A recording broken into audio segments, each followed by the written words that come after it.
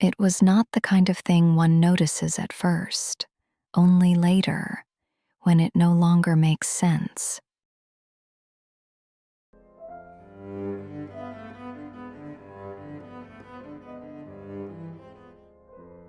The world does not begin with noise, it begins in silence. Not the absence of sound, but the kind of stillness that settles into a place long before anyone notices it. A place forgotten by urgency, where time does not pass so much as it gathers, layer by quiet layer, into the cold. The village rests inside that stillness, unhurried, unchanged, as though nothing has happened here for a very long time. And yet, even here, something arrives. Not with intent, not with announcement, nothing that demands attention, only a presence that is allowed in. From the storm, he steps across the threshold, bringing the cold with him, not as something carried, but as something that seems unwilling to leave him. At first, he is only a stranger. Another figure passing through a place that does not ask questions, but something in him resists that simplicity. He brings little, a few belongings, nothing that explains him. And he asks for less, no conversation, no familiarity, only space. The house receives him without hesitation, as houses often do, accepting what enters, without understanding what it holds. A room is given, a fire is lit, a place, it seems, to disappear, and he accepts it, not gratefully, not reluctantly, simply, without reaction. He watches.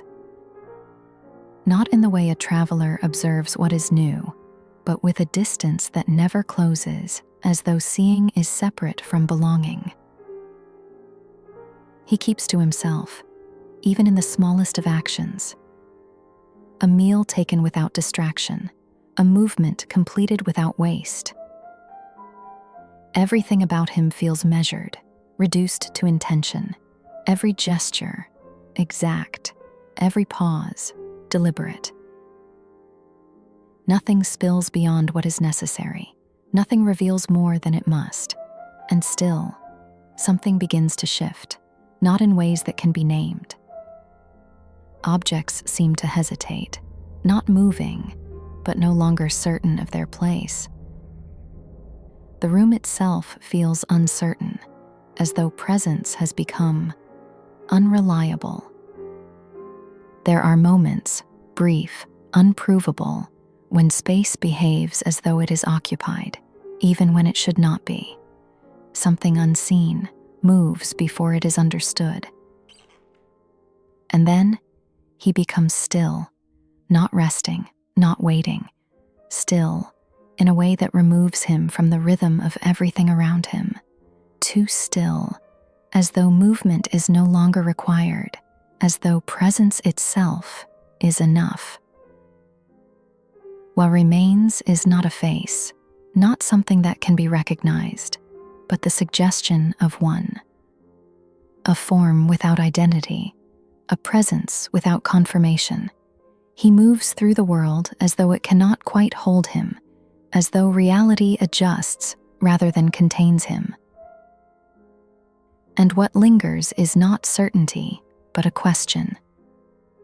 Not asked aloud, not answered, only felt. When no one can see you, what do you become? A presence does not need to be seen to be felt. What entered that house did not demand attention. It altered the conditions of it. Nothing broken, nothing taken, and yet, nothing entirely the same.